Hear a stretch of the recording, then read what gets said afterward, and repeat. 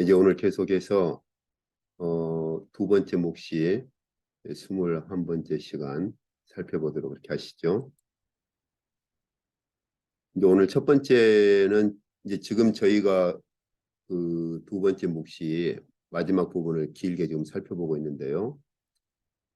저희가 지금 어느 지점에 와 있는지, 그러니까 이제 우리가 비유하자면 숲속에 들어와서 지금 숲속 어느 지점에 와 있는지를 한 번 더 간략하게 살펴보려고 합니다. 그래서 10장부터 14장까지 한번 가볍게 개요를 한번 훑어보시고요. 이제 그리고 그 저희가 용을 보면은 하나님께서 묵시에서 그 사도 요한에게 용을 묘사하실 때 머리가 일곱이고 열 뿔을 가졌다, 이런 모습으로 그렇게 묵시에서 보여주시죠. 그래서 머리가 일곱이고 뿔이 10개라는 이 개념이 무엇인가? 왜 하나님께서 묵시에서 이런 모습으로 용을 보여주셨는가 하는 의미를 좀 살펴보시고요. 이제 그리고 그 저희가 12장을 보면은 용이 하늘의 별 3분의 1을 이 땅으로 이제 내 던지는 모습을 또 하나님께서 묵시로 보여주시죠. 그러면 도대체 이 용이 하늘의 별 3분의 1을 이 땅으로 내 던지는 모습을 하나님께서 묵시로 보여주실 때 그 의미가 무엇인가? 그 부분이요. 그리고 이제 마지막 앞 시간에도 보았습니다마는 그 주님께서 십자가에서 승리하시고 부활하시고 하는 그 와중에서 하늘에서 대전쟁이 발생했죠. 미가엘과 그리고 용과의 전쟁, 그 부분 마지막 정리를 한 번 더 해보시죠. 자, 그럼 먼저 10장부터 14장까지 전체를 한번 좀 보시죠. 저희가 그 계시록 시작할 때 이거 제가 말씀드렸던 것이잖아요. 요한계시록은 4번의 묵시로 기록되어 있다 그랬죠. 그래서 그 근거에 대해서도 제가 몇 번에 걸쳐서 말씀드렸죠. 요한계시록에 등장하는 매우 독특한 묵시를 구분하는 아주 독특한 표현법이 고정적으로 4번에 걸쳐서 발생한다고 했었고요. 지금 저희가 이제 살펴보고 있는 것은 계시록의 지금 10장부터 지금 여기 14장까지 이 부분을 지금 살펴보고 있는 겁니다. 저희가 지금까지 그 계속 살펴본 것처럼 어떤 묵시가 등장하기 전에 그 묵시의 성격이나 묵시의 본질을 미리 알려주는 예고 묵시를 하나님께서 꼭 보여주신다고 했잖아요. 그런데 이제 이 두 번째 묵시에서 인은 심판이 아니고 종말의 징조라고 했죠. 인에서 종말의 징조를 보여주시고 나팔에서 이제 일부 심판, 다시 말하면 순교자들의 피를 흘린 자들에 대한 3분의 1 심판이 집행되고 마지막 7 대접에서 바벨론을 비롯한 모든 적그리스도의 심판이 집행된다고 했었죠. 이렇게 3가지. 그런데 이제 하나님께서 사도 요한에게 묵시를 보여주실 때 마지막 이 바벨론을 비롯한 모든 적그리스도의 마지막 심판에서 이 마지막 심판에 대한 예고 묵시를 아주 자세하게 이 2번에 걸쳐서 이렇게, 그래서 10장부터 14장까지가 이 7 대접, 다시 말하면 바벨론과 적그리스도를 어떻게 심판하시는가, 이것에 대한 이 묵시에 대한 예고를 길게 이렇게 이제 보여주시는 거죠. 왜냐하면 이 부분 같은 이 10장부터 14장까지에서 전 역사를 다루어요. 하나님께서. 저희가 12장 지금까지 보신 것처럼 이런 교회의 출발, 하나님의 백성의 출발, 하나님 백성의 출발로부터 예, 마지막 그 보통 저희가 12장에서 볼 때 1260일이라고도 하고 그렇죠. 한때, 두때, 반때라고도 표현하는 그 마지막 때까지의 전 역사를 이렇게 하나님께서 전체를 보여주시거든요. 그래서 이것을 하나님께서 예고 묵시 1과 2로 나누어서 두 번에 걸쳐서 반복해서 보여주십니다. 그러니까 계시록 10장부터 이 11장 14절까지는 12장에서 14장까지에서 반복이 돼요. 계시록 읽으실 때 이 부분을 염두에 두고 읽으셔야 됩니다. 그러면은 훨씬 더 선명해져요. 그래서 여기 10장 1절부터 11장 14절. 왜냐하면 이제 11장 15절에서 일곱 번째 나팔을 불거든요. 이 10장 1절에서 11장 14절까지의 이 예고 묵시가 이 예고 묵시를 하나님께서 다시 한번 반복하시는 거예요. 12장부터 14장까지. 그러니까 계시록 읽으실 때 10장부터 11장 14절까지를 읽고 나서 그리고 나면 일곱 번째 나팔을 불고요. 예, 그리고 나면 12장부터 읽으실 때 이 10장부터 11장 11장 14절의 이 배경을 가지고 다시 한번 12장부터 14장까지를 반복해서 읽어보시면 이 같은 내용이 반복되면서 12장부터 14장까지는 예고의 첫 번째 예고를 더 자세히 그리고 더 예, 깊이 설명하시는구나 하는 것을 볼 수 있어요. 계시록 읽으실 때 이 부분을 안 놓쳐야 됩니다. 자, 그러면 우선 간략하게 한번 좀 보시죠. 방금 제가 말씀드린 것처럼 10장 1절에서 11장 14절까지에서는 1260일 동안 어떤 일이 일어날 것이냐 하는 것. 이제 10장 1절에서 마지막까지는 이것에 대한 배경이거든요. 이제 사도 요한에게 두루마기를 이제 이제 두루마리에 기록된 말씀을 먹어라 그렇게 말씀하시는 거고 11장부터서 이제 본격적으로 1260일 동안 무슨 일이 일어날 것이냐 하는 것을 11장 1절에서 14절까지 말씀을 하셔요. 그 다음에 방금 제가 말씀드린 것처럼 그리고 나서 이제 마지막 그 일곱 번째 나팔 정확히 하자면 일곱 번째라고 표현을 해야겠죠. 일곱 번째 나팔을 11장 15절에서 19절까지 이제 불죠.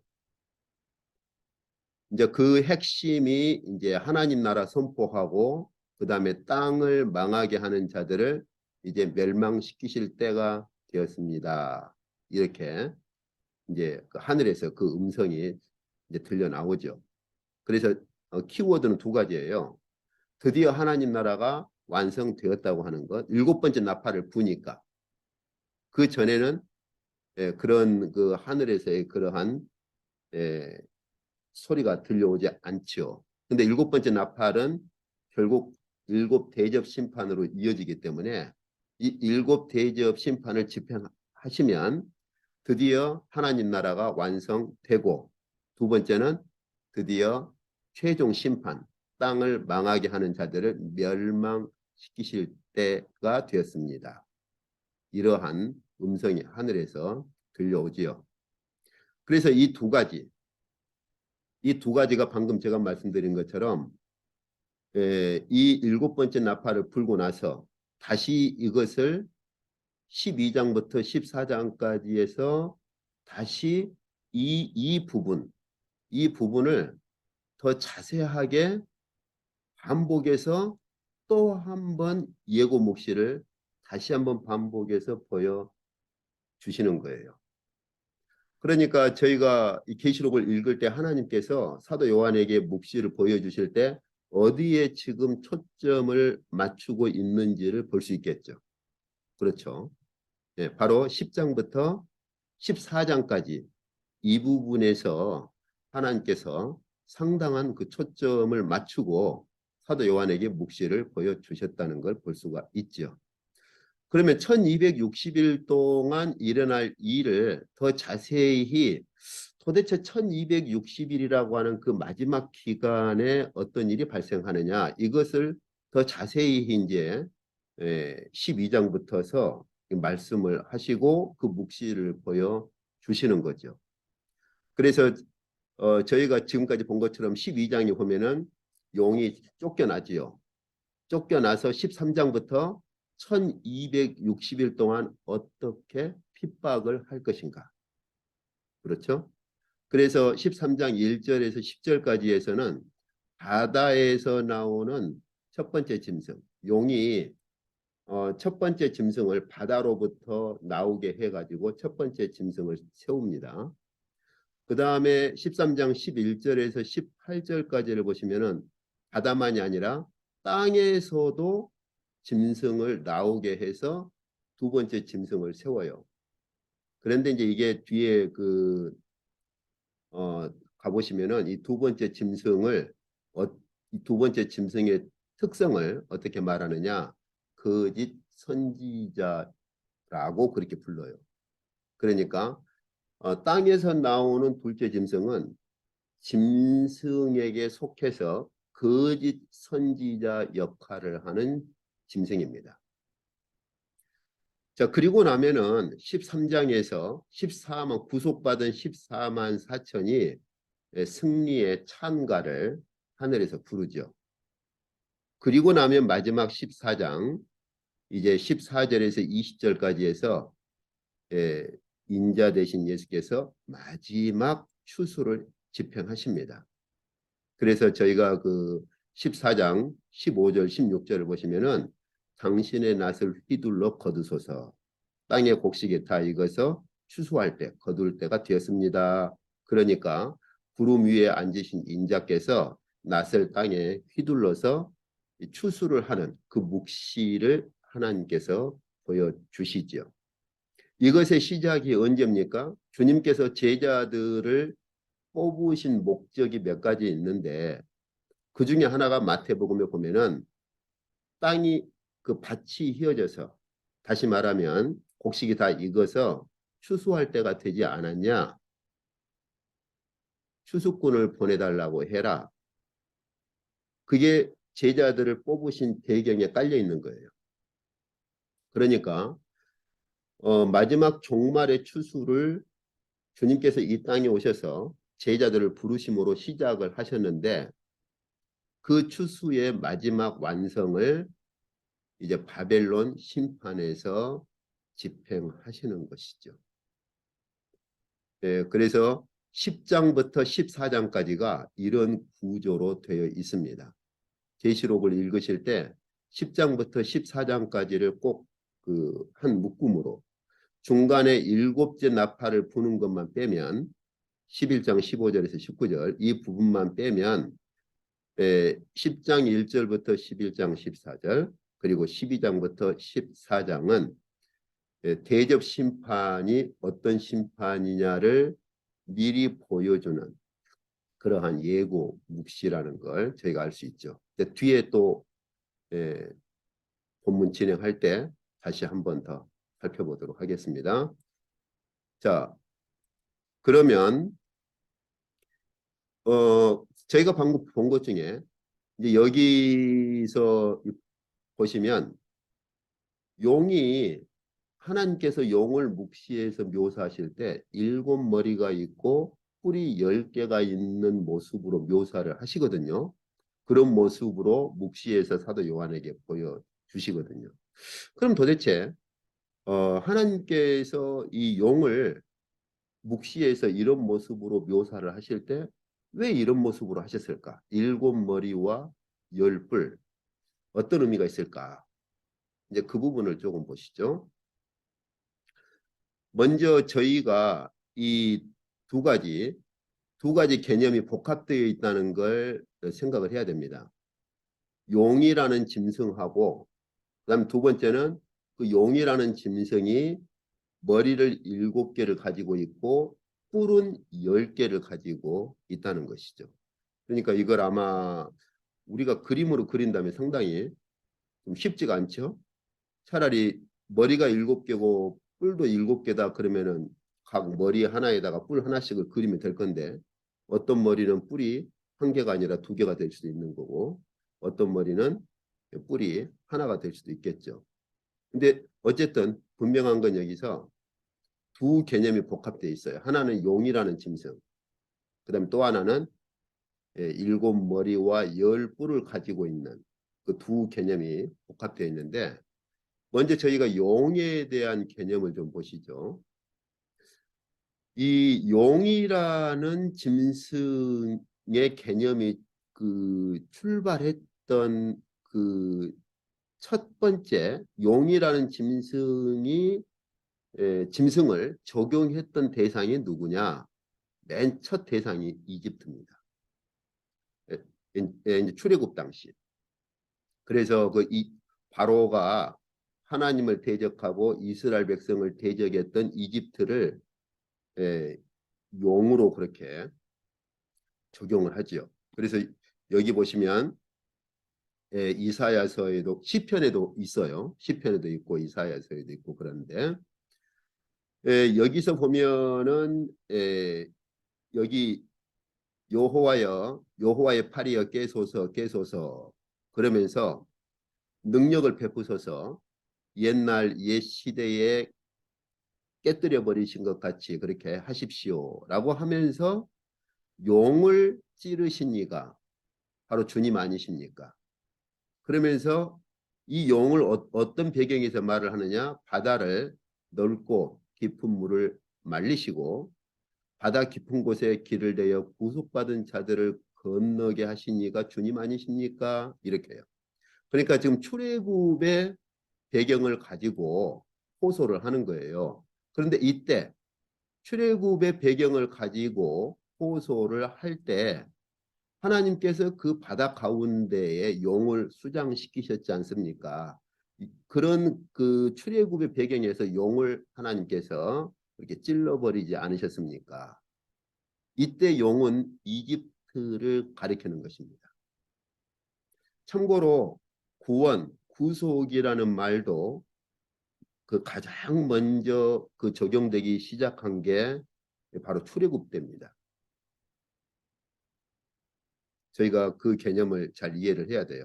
그래서 구원이라든지 구속이란 개념의 1차적인 배경은요, 출애굽에 있어요. 그래서 출애굽의 개념을 이해를 해야 구원이나 구속이라는 개념도 정확히 이해를 할 수가 있어요. 그 전에는 구원이란 말을 쓰기는 하는데 그 출애굽 이전에는 구원이란 개념을 어떤 개념으로 쓰느냐? 그냥 고난으로부터 건져 주시라고 하는 것. 그리고 실제로 구원이라는 용어 자체를 거의 그렇게 흔하게 쓰질 않아요. 출애굽 이전에는. 그런데 출애굽 때부터 공식적으로 구원이나 구속이라는 히브리 언어가 굉장히 빈번하게 등장하고 그리고 출애굽의 배경을 가지고 쓰이기 시작합니다. 어쨌든 이제 그쪽 부분은 제가 계시록 끝나고 다시 구약 전체, 신구약 전체를 들어갈 때 한번 본문들을 뽑아서 같이 보시죠. 자, 그런데 사실 그 출애굽 이전의 용이라는 개념의 출발은 저희가 너무나 잘 아는 창세기 3장 15절인데 여기서 뱀이라고 할 때 저희가 생각하는 일반적인 뱀 개념이 아니에요.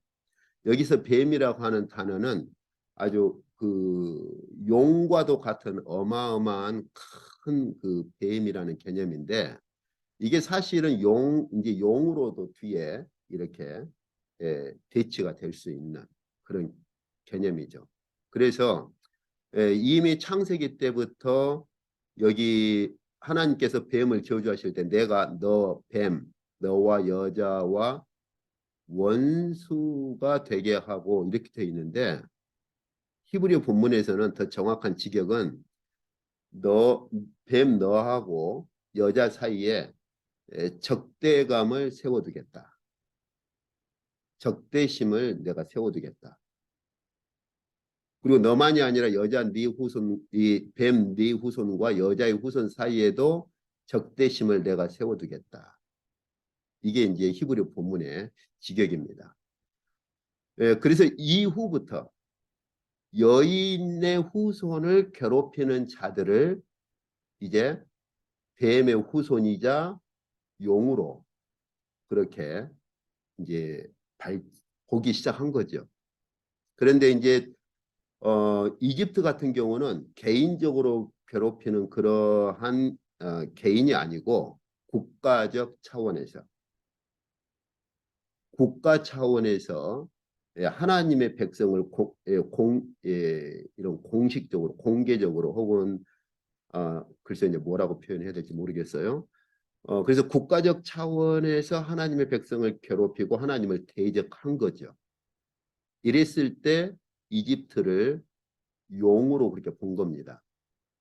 이스라엘 백성들은 특히 이사야 선지자도 그렇지만은 제가 방금 말씀드린 것처럼 시편에도 그 아삽의 시편에서도 그렇게 출애굽 사건을 말할 때 물론 이제 리워야단이라는 그 짐승을 말하는데 그 짐승도 아주 그 굉장한 괴물을 말해요. 우리 한글 성경에는 또 어떤 데는 또 다른 데서는 뭐 큰 악어로 번역을 했던데 악어가 아니고 아주 바다에 사는 아주 어마어마한 괴물 그 개념이어서 번역하기가 쉽지가 않죠. 어쨌든 간에 그래서 이 창세기 이후로 특히 출애굽 이후로 하나님의 백성을 괴롭히는 다시 말하면 시온이 곧 제가 전에 말씀드렸잖아 여성 하나님의 시온이나 예루살렘은 여성화 시킨다고 했잖아요. 그렇기 때문에 예루살렘이나 시온은 하나님 백성의 어머니예요. 그리고 하늘에 있는 예루살렘은 하늘에 있는 하나님 백성의 어머니고 이 하나님 백성의 어머니를 괴롭힌 자들을 용으로 이제 본 것이죠. 계속해서. 그래서 12장 보면은 여인, 아기를 품고 있는 어머니와 용이 이렇게 맞서고 있는 묵시를 그 배경을 가지고 보여주시는 겁니다.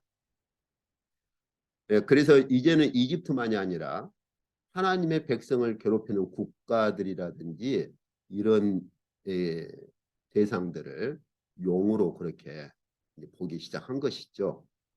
그런데 이제 저희가 보시면은 이 용이 7머리를 가지고 있고 10뿔을 가지고 있거든요. 그러면은 하나님께서 이 묵시로 보여주신 12장과 13장에서 보여주신 이것을 17장에서 직접 말씀하셔요. 이제 천사를 통해서. 그래서 이제 그 천사가 알려주죠. 그래서 어떻게 말합니까? 여기 이제 17장은 바벨론 심판에 나타난 묵시인데 네가 본 짐승은 이런 무저갱으로부터 올라와서 멸망으로 들어갈 자인데 네가 보았던 그 7머리는 무엇을 의미하느냐? 여자라고 하는 건 바벨론을 말하거든요. 바벨론이 안고 있다. 근데 이제 더 정확한 개념은 그 바벨론이 타고 있는 7산이고 7왕이다. 10뿔도 10왕이다.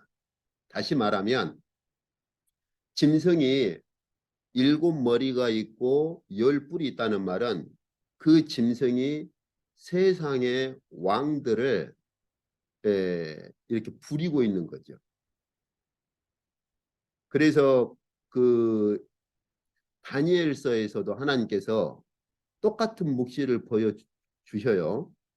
그 첫째 짐승, 즉 다시 말하면 그 바벨론 이후에 일어날 국가들을 말을 쭉 바벨론 이후에 어떤 국가들이 일어날 것인가를 묵시로 보여주실 때도 그 국가들을 하나님께서 묵시해서 그 국가들을 어떤 상징으로 보여주시느냐 역시 같습니다.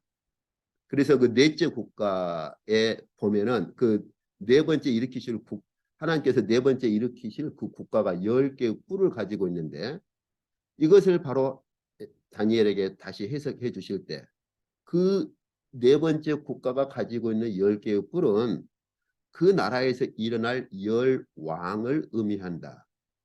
이렇게 해요. 예. 그래서 이건 이제 저희가 다니엘서 구약 한번 제가 전체를 다시 한번 예, 하나님의 어전의 관점에서 전체를 훑어본다고 했으니까 그때 한번 이제 다니엘서를 한번 좀 보시죠.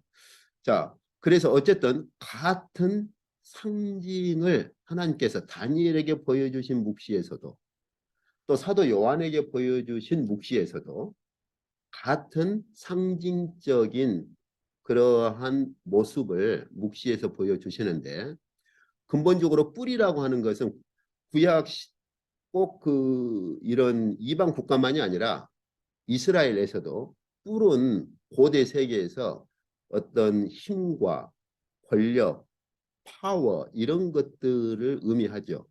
가령 저희가 구약에 보면 구원의 뿔을 높이실 것이다 할 때도 구원의 어떤 능력, 구원의 힘.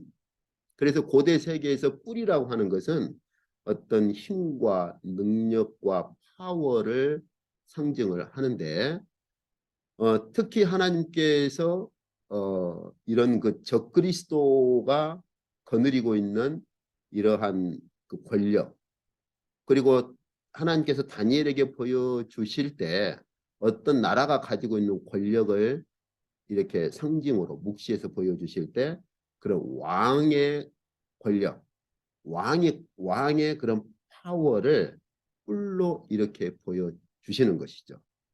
그러니까 이 용이 7개의 머리와 10개의 뿔을 가지고 있다고 하는 것은 용이 결국은 이런 왕의 권력이나 왕의 세력들을 좌지우지하고 있는 거죠. 이제. 자, 이건 이제 뒤에 또 17장 가면 제가 더 자세히 좀 살펴보도록 하시고요. 자, 그래서 이 다니엘에게도 보면 방금 제가 보았습니다마는 네 번째 짐승이 10뿔을 가지고 있어요. 아, 그럼 이 네 번째 짐승이 무엇일까? 다니엘이 굉장히 그 고심을 하죠. 그때 이제 해석을 해 주시죠. 그래서 10뿔이 있는데 그 10뿔은 바로 네 번째 나라에서 일어날 열 왕이다 하는 거죠. 이건 저희가 그 역사를 조금만 공부해 보시면 이 배경들을 우리가 쉽게 알 수 있는데 어쨌든 뒤에 한번 제가 다니엘서 할 때 그때 제가 자세히 그 역사적인 이런 진전과 이런 배경들을 좀 살펴보도록 그렇게 하겠습니다. 예, 그래서 방금 저희가 보신 것처럼 이 개념이 이 다니엘서의 이 개념을 그러니까 다니엘에게 보여주신 다니엘에게 묵시로 보여주신 이 상징을 하나님께서 계시록에서 사도 요한에게 묵시로 보여주실 때에도 그대로 사용을 하시는 겁니다. 그래서 큰 붉은 용이 있는데 머리가 7이고 뿔이 10이거든요. 그리고 그 머리에 7 왕관이 있는데 이 용이 자기의 모든 권세를 주고 자기의 모든 파워를 준 한 짐승을 일으킬 때에도 그 짐승도 역시 뿔이 10개고 머리가 7인 자기와 같은 자기를 닮은 짐승을 일으켜 세우죠. 그러니까 저희는 이제 이 마지막 때에 지금 이게 그 계시록 13장이 저희가 앞 시간에 본 것처럼 1260일 동안에 일어날 일이거든요. 1260일 동안 3년 반 동안 일어날 일입니다. 그래서 앞으로 종말의 때 이 1260일로 상징되는 이 기간에 이 종말의 때에 일어날 짐승은 바로 용의 모든 파워를 가지고 있고 용의 모습을 닮은 그래서 이 10개의 뿔과 7개의 머리란 말은 바로 열 왕과 일곱 왕의 세력을 움직일 수 있는 그러한 그러면 여기서 꼭 왕이 문자적으로 열 왕이고 일곱 왕, 17개의 국가란 말이냐? 그건 아니에요. 이건 제가 이제 다음 시간에 더 볼 겁니다. 참고로 그 로마의 기록을 보면은 로마 왕들의 이건 그 당시 표현 방법인데 로마 왕들의 구약으로 보자면 뭐 이제 열왕기 같은 거 있잖아요. 로마 왕들의 그 기록 문서를 보면요. 일곱 왕이라고 그런 표현을 씁니다. 사실 뭐 일곱 왕만이 아니잖아요. 그런데 일곱 왕이라는 표현을 써요. 어쨌든 이건 이제 뒤에 좀 자세히 보시고 그래서 앞으로 그 3년 반 동안 1260일 동안 이 용이 일으킬 그 짐승은 세상의 왕들의 권력을 좌지우지하고 움직이는 그런 파워를 가지게 되는 것이죠. 자, 13장 들어갈 때 더 자세히 좀 보겠습니다. 자, 그리고 이제 저희가 이 마지막 그래서 이 세상 왕들의 파워를 가지고 있기 때문에 마지막에 모든 세상의 왕들을 불러 모아서 아마겟돈 전쟁을 일으키죠.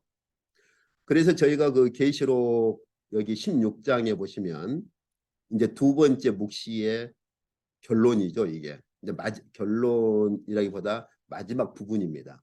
거기에 보시면은 여섯째 천사가 그러니까 이제 그 일곱째 천사가 마지막 대접을 쏟기 직전이죠.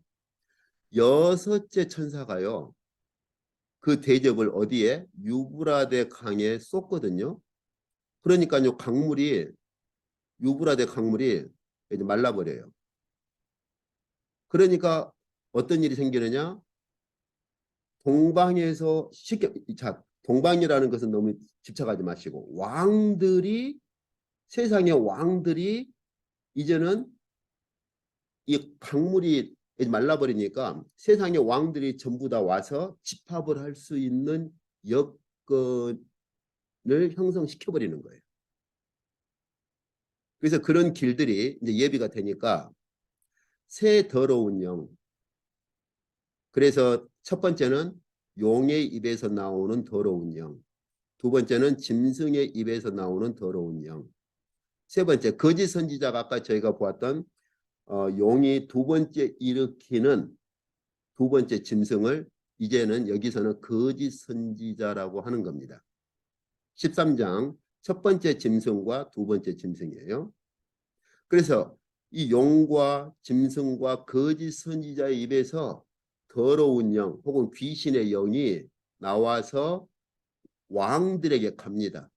그래서 이적도 행하고 그래서 전능하신 하나님을 대적하도록 그들을 이제 미혹을 하는 것이죠. 그래서 그들을 모읍니다. 왜요?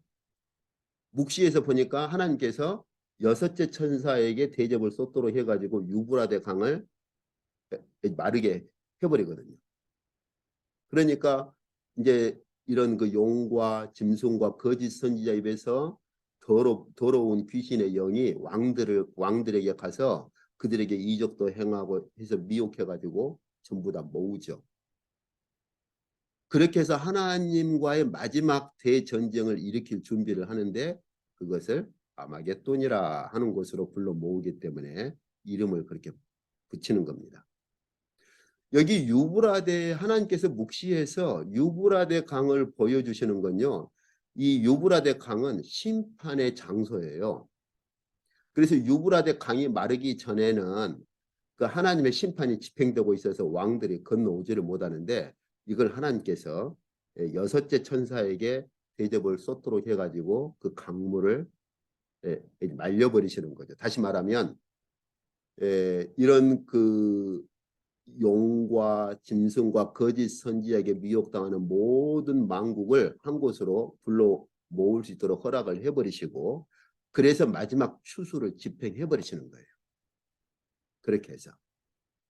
그래서 저희가 그 전에 보았었죠. 계시록 9장에서도 하나님께서 유브라데에다가 네 사자를 결박해 두셨죠. 여기 천사라는 번역 잘못된 거라 그랬죠. 사자로 봐야 한다고 그랬죠.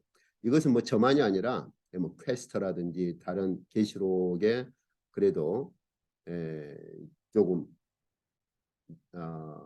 어느 정도 인정받는 학자라면 대부분 다 동의하는 겁니다. 그래서 유브라데 강에 하나님께서 네 사자, 악한 사자들을 결박해 두신 곳이 유브라데인데, 그런데 이 강물을 이제 말려버리시는 거예요. 저희가 그 계시록 12장에도 보면은 용이 하늘에서 쫓겨나 가지고 어디로 갑니까? 여기 바다 모래 위라고 되어 있는데, 모래라는 말은 별로 신경 쓰지 마시고 해변가에 용이 이제는 서 있는 것이죠. 그래서 해변에서 첫 번째 짐승을 불러일으키고, 땅에서 두 번째 짐승, 거짓 선지자인 거짓 짐승을 불러 일으키는 겁니다. 용이. 그래서 용이 바다와 땅에서 각각 짐승을 불러 일으키는 거예요. 다시 말하면 온 세상의 통치권을 가지는 거죠. 특히 첫 번째 짐승, 바다에서 그 용이 이렇게 불러일으키는 그 짐승 같은 경우는 이 용처럼 머리가 7에다가 10뿔이 있는, 다시 말하면 7왕과 10왕의 권세를 가지고 있잖아요. 그렇죠. 이제 두 번째 짐승은 거짓 선지자 역할이기 때문에 왕의 통치권보다는 이제 그 짐승의 표를 줘가지고 짐승을 섬기도록 하는 종교적인 역할을 하고, 첫 번째 짐승은 정치적인 파워를 갖도록 하는 것이죠. 그러니까 마지막에 용이 세우는 그 자신의 그 두 짐승은, 한쪽은 7머리와 10뿔로 대변되는 7왕이나 10왕들, 왕들의 정치적 세력을 갖도록 하는 한 짐승을 세우고, 또 한 짐승은 종교적인 짐승을 세우는 거죠. 그렇기 때문에 앞으로도 어떤 종교가 어떠한 특성을 가지느냐에 따라서 저희가 구분할 때 바로 용으로부터 세워지는 거짓 선지자의 그런 종교로 저희가 판단할 수가 있거든요. 이제 그 부분은 뒤에 좀 더 보시죠. 그래서 용이 이렇게 바다 위에서 서서 바다에서 한 짐승을 나오도록 하는데, 이 짐승이 바로 세상의 왕들의 그 왕들을 이렇게 움직이는, 왕들에 대한 파워를 가지고 있는 정치적인 짐승을 이렇게 세우죠. 자, 이제 그러면 하늘의 별 3분의 1을 내 던진다고 하는 게 무슨 의미가 있는가?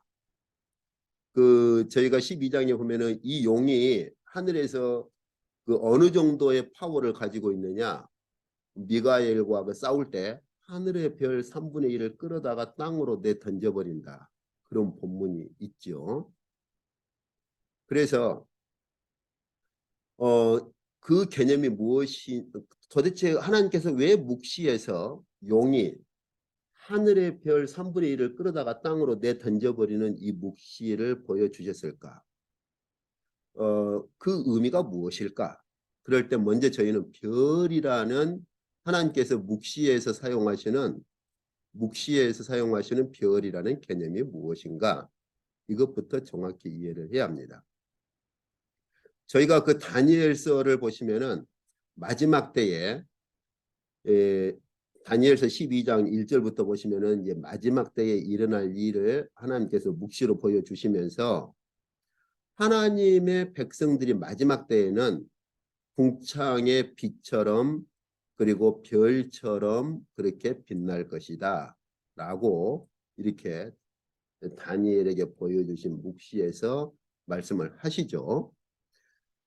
여기 그 하늘의 별 3분의 1을 땅으로 내 던져버리는 용에 대한 이 묵시는 이미 하나님께서 다니엘에게도 보여주셨어요.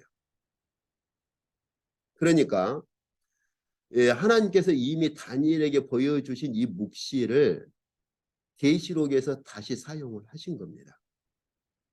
그렇다면 계시록에서 용이 하늘의 별 3분의 1을 땅에 내 던져버리는 이 묵시를 이해를 하려면 다니엘서를 먼저 이해를 해야겠죠. 자, 그러면은 다니엘서를 보면은 자, 그 뿔 중에서 작은 뿔 하나가 이렇게 또 솟아나와요. 이제 저희가 아시겠죠? 작은 뿔 하나가 나온다고 하는 것은 어떤 왕의 세력으로 그렇게 볼 수가 있겠죠. 그런데 이, 이 작은 뿔, 이 솟아나오는 이 작은 뿔이요. 어느 정도의 파워를 가지느냐. 이건 이제 마지막 때 일어날 일을 하나님께서 다니엘에게 묵시로 보여주신 겁니다. 전에 제가 말씀드렸잖아요. 다니엘서는 굉장히 독특한 위치를 가지고 있다고 그랬죠. 구약의 전 성경이 이스라엘, 물론 이제 저기 뭐 요나서라든지 그런 건 조금 좀 다른 특성을 가지고 있지만 어쨌든 전반적으로는 구약의 하나님께서 선지자들을 통해서 말씀하신 것들을 보면 어, 이스라엘과 관련된 예언들이죠. 그런데 다니엘서만큼은 하나님께서 바벨론 이후에 일으키실 세상 역사, 이것이 일차적이죠. 그런데 거기서 끝나지 않고 그게 이제 다니엘서 1장부터 6장까지예요. 바벨론 이후에 일으키실, 다시 말하면 바벨론 이후에 세상을 운영하실 세상 역사, 세상에 일어날 국가들이 무엇이냐. 이것을 보여주시는 게 다니엘서 1장부터 6장까지입니다. 그런데 거기서 끝나지 않고 7장부터 12장까지에서는 바벨론 이후에 일으키실 세상의 국가들과 바벨론 이후에 세상을 운영하시고 경영해 가실 세상 역사가 무엇인가를 보여준 다음에 7장부터 12장까지에서는 그걸 더 확대하셔가지고 바벨론 이후에 일으키실 세상 역사 그리고 경영하실 세상 역사로 끝나지 않고 더 나아가서 그게 확장돼서 종말의 역사, 종말에 일어날 그 종말의 역사까지 계시하신 게 다니엘서예요. 그래서 제가 이 다니엘서를 보시면은 아주 참 아주 정말 그 구약에서 찾아볼 수 없는 그러한 묵시에 어마어마한 그러한 그 배경들이 깔려 있어요. 근데 여기 작은 뿔이 바로 바벨론 이후에 일어날 네 국가들, 바벨론 이후에 운영하실 세상 역사가 아니고 마지막 종말로 확장된 겁니다. 그래서 마지막 종말에 작은 뿔과도 같은 어떤 권력, 세력이 이렇게 일어날 것인데 어느 정도로 이 세력이 커져버리냐면 하늘의 군대에 미칠 만큼 커져버립니다. 이 정도 되면 이건 세상 왕이라고 볼 수 없겠죠. 그렇죠? 이건요. 뒤에 보시겠지만은 바로 용이 일으키는 바로 짐승이 행하는 일입니다. 그래서 하늘의 군대라고 하는 건 하늘의 천사들을 말하거든요. 하늘의 천사들에게 미칠 만큼 커져버려 가지고 그 하늘의 천사의 군대와 저희가 보통 천군 천사 이런 말을 쓰죠. 이 하늘의 천사들의 군대와 별들, 여기서 바로 천사와 구분되는 별들은 바로 여기서 저희가 다니엘서 12장에서 본 것처럼 하나님의 백성들, 하늘에 있는 하나님의 백성들을 말하거든요. 이 하나님의 백성들 중에 몇을 땅에 떨어뜨리고 짓밟아 버릴 정도로 높아져 버린다는 것이죠. 그래서 군대의 주제를 대적하고 제사를 없애버리고 그렇죠. 그래서 이것을 어떤 말로 다시 표현합니까?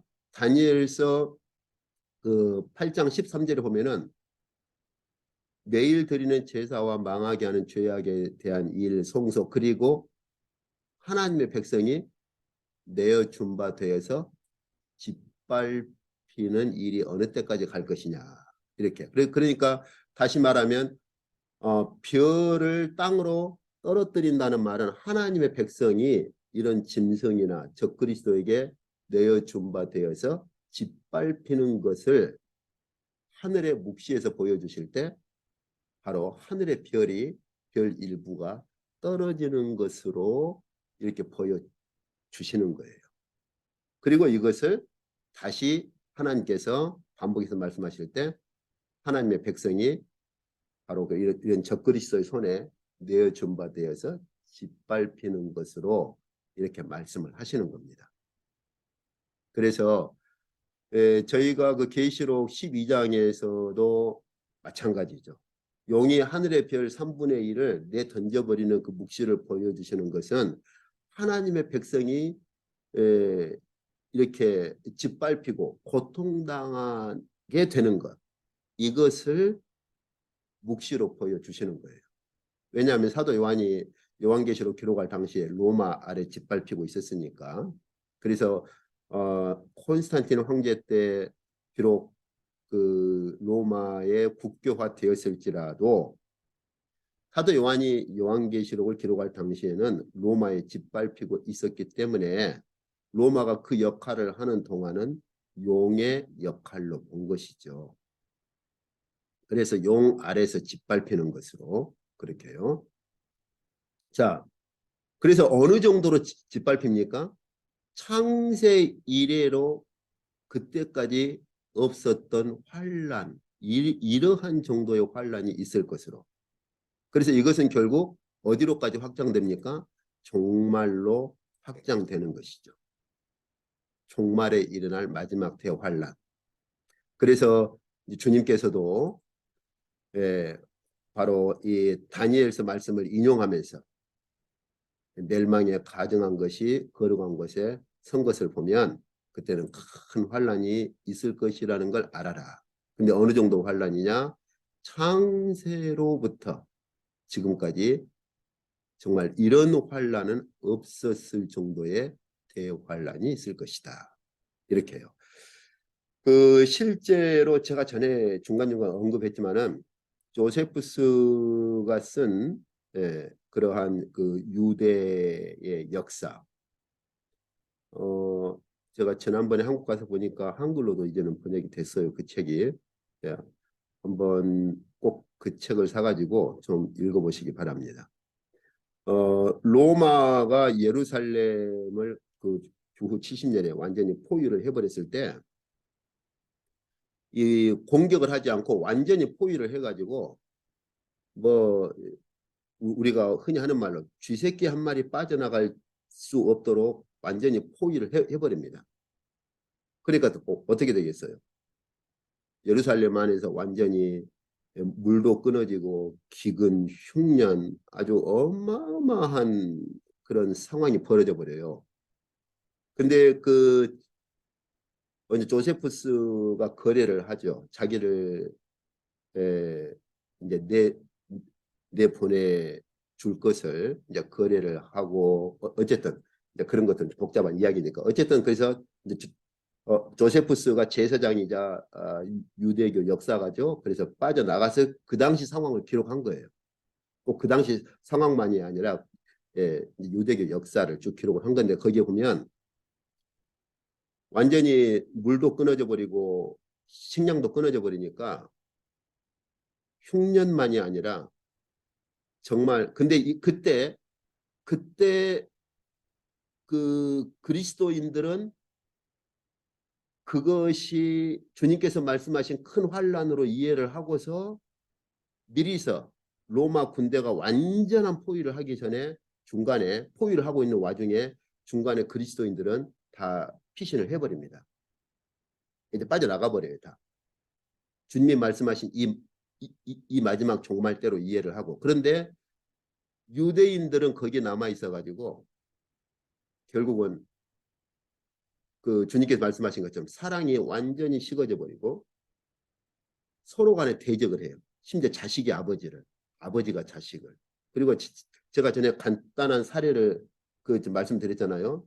수산나라고 하는 그 성 안에서 아주 거룩한 여인으로 인정받을 정도의 그러한 여인인데 너무 굶주리고 정신이 가버려 가지고 자기 애를 가마솥에 넣고 삶아버려요. 그러니까 이렇게 고기 삶는 듯한 냄새가 밖으로 나가니까 이 사람들이 그 수산나 부엌으로 오면 쳐들어옵니다. 그래서 고기 내놔 그래. 그리고 그 솥 뚜껑을 열어보니까 자기 아이를 삶고 있었던 거죠. 그러니까 정신이 가버렸어요. 그 정도 상황까지 가버립니다. 그래서 주님께서 마태복음에서 말씀하신 그대로 흉년과 기근, 전쟁, 그리고 사랑이 식어져 버린 그 말씀 그대로 정말 아주 읽어보세요. 차마 읽기가 어려울 정도로 정말 그 비참한 그게 이제 이루어지는데 주님께서 그건 1차적인 성취에 불과하죠. 그건 1차적인 성취에 불과한 거예요. 정말로 이제 마지막 종말의 때가 되면 정말 그보다 더 했으면 더 했지 덜한 그런 환란이 임하지 않겠죠. 그보다 더한 환란이 임하겠죠. 그래서 이 마지막 때가 되면은 이 작은 뿔 그리고 계시록에서 있는 용과 짐승의 세력이 이 정도까지 하늘의 피어를 떨어뜨리는, 다시 말하면 하나님의 백성을 완전히 짓밟아 버리는 그러한 대환란의 시기가 오는 것이죠. 자, 여기 이제 마지막 하늘의 대전쟁을 좀 보시죠. 저희가 보았던 건데 주님께서 이제 계시록에 보면은 아이가 그 하늘의 보좌로 그렇게 올라가죠. 승천을 하죠. 그때 동시에 일어나는 게 뭐냐? 제가 앞 시간에 보았었잖아요. 여기 두 묵시가 서로 같은 개념인데 서로 각각 다른 측면을 보여준다 그랬죠. 여인이 아기를 품고 있는데 용이 그 아이를 삼키려고 했으나 아이가 철장으로 만국을 다스릴 왕으로 승천을 하죠. 그 또 다른 측면에는 무슨 일이 생겼어요? 바로 예수 그리스도께서 십자가에서 승리하시고 부활하시고 승천할 때 또 다른 측면에서는 하늘의 대전쟁이 있었어요. 미가엘과 사자들, 그 다음에 용과 그의 사자들이 전쟁이 있었는데 결국은 용과 그의 사자들이 해배에서 하늘에서 내쫓겨서 이 땅으로 내쫓기죠. 그래서 용이 해변가에서 다시 전열을 가다듬으려고 하고 있고 바다와 땅에서 자기의 그러한 뭐 부하라고 그럴까요? 그래서 두 짐승을 이렇게 세우죠. 그래서 그 마지막에 종말의 그 대전쟁을 그렇게 준비를 하는데, 근데 여기서 한 가지 저희가 좀 주의할 게 다니엘서에서도 미가엘이 일어날 것을 예언을 하거든요. 여기에 이제 다니엘서에서도 여기 계시록 12장에서도 미가엘이 일어나요. 문구가 같다 보니까 이 다니엘서 12장에 미가엘이 일어난 사건을 계시록 12장에서 미가엘이 용과 전쟁을 벌이는 것과 같은 개념으로 보려고 하는 학자들이 있습니다. 아까 제가 잠깐 언급했던 퀘스터도 그렇고요. 그래서 이 미가엘이 이 다니엘서에서 미가엘이 일어나서 일으키는 대전쟁을 예수 그리스도의 초림부터 재림까지 전 기간으로 봐요. 그렇게 보다 보니까 그러면은 저희가 다니엘서에서 본 것처럼 용이 테베에서 쫓겨나 가지고 1260일 동안 이제 이렇게 대적할 준비를 하고 다니엘서에서도 1260일 혹은 한때, 두때, 반때 이 일이 일어나거든요. 그러면 1260일 어떻게 볼 것이냐? 이것도 역시 주님 초림부터 재림까지로 봐버리는 거예요. 그런데 문자가 같다고 그렇게 대입을 해버리면은 문제가 상당히 심각해지는 거죠. 자, 한번 보시죠. 여기서 저희가 볼 수 있는 것처럼 여기서 미가엘이 일어난 시점이 언제입니까? 개국 이래로 그때까지 없었던 환란이고, 그리고 이 많은 사람이 티끌 가운데서 자는 자들 중에 많은 사람이 깨어서 영생을 받는다. 이것은 주님 초림 때 일어날 일입니까? 주님 재림 때 일어날 일입니까? 여기 창세 이래로 그때까지 없던 환란이다. 이것은 주님께서 마태복음 24장에서 주님 재림하시기 전에 종말의 환란을 예언하실 때 사용하신 말씀이에요. 그리고 잠자는 자들이 일어난다는 말은 이것은 죽은 자들이 마지막 부활, 주님 재림하실 때 일어나는 부활을 가리키는 말입니다. 그렇다면 미가엘이 일어난다는 문구는 같을지라도 여기 계시록 12장은 지금 여인이 아기를 품고 있다가 그 아이가 하나님의 보좌 앞으로 철장을 가지고 만국을 통치할 왕으로 하나님 보좌 앞으로 올라갈 때 일어날 일을 보여준 거지요. 그렇기 때문에 문구 문자가 몇 가지 같다고 이걸 같이 봐버리면 안 되고, 이것은 마지막 주님 재림하실 때 미가엘이 그 주께서 마지막 이 적그리스도와 용과 짐승을 다 척결하실 때 그때 미가엘이 역시 주님과 함께 마지막 대전쟁을 일으킬 것을 말씀하시는 그러한 묵시라고 볼 수 있겠죠. 그래서 저희가 앞뒤도 보았습니다마는 주께서 재림하실 때 천사장, 이 천사장이 누구죠? 주님과 함께 재림하는 천사장이 미가엘이죠. 그래서 미가엘을 천사장으로 부르죠. 그래서 바울도 주께서 재림하실 때 역시 미가엘이 함께 동반되고, 여기 계시록 19장도 백마를 타신 분이 그렇게 오실 때 그때 하늘에 있는 군대들과 함께, 여기 하늘에 있는 군대들을 누가 호위한다고 했습니까? 앞 시간에 미가엘이 하늘에 있는 군대들을 거느리고 있는 천사장이라고 그랬죠. 그래서 미가엘이 함께 오는 것이죠. 그러니까 여기 12장하고 여기 마지막 종말에 미가엘이 일어날 것하고 같이 동일시해서는 안 됩니다. 이건 그렇게 되면 본문에 대한 이해가 굉장히 복잡해지고 잘못된 관점을 가지게 돼요. 이제 그래서 저희가 이미 앞 시간에 본 것처럼 여기 12장은 십자가의 승리를 말씀하시는 본문이죠. 그래서 저희가 지금까지 본 것처럼 골로새서에서도 바로 십자가에서 이런 것 하늘의 통치자들을 무력화시켰다고 하고 있고, 여기 요한일서는 굉장히 본문을 조심해야 됩니다. 요한일서 2장 8절에 어둠이 지나가고 이렇게 되어 있는데, 사실은 직역을 하자면 현재 진행 피동태예요. 어둠이 한글로 좀 어색하지만 현재 지나가지고 있는 중이고, 이렇게. 왜 이게 중요하냐? 어둠이 스스로 그렇게 물러가는 것이 아니고 어둠이 어떤 힘에 의해서 물러가지고 있는 중이라는 거예요.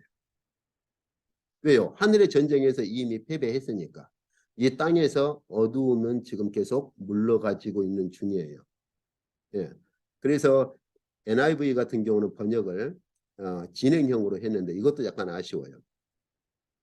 is passing보다는 is being passed 이렇게 번역하는 게 훨씬 더 정확한데, 이제 영어 문장의 특성상 좀 그렇게 되면 문법이 문장이 조금 어색하니까 이렇게 한 것 같아요.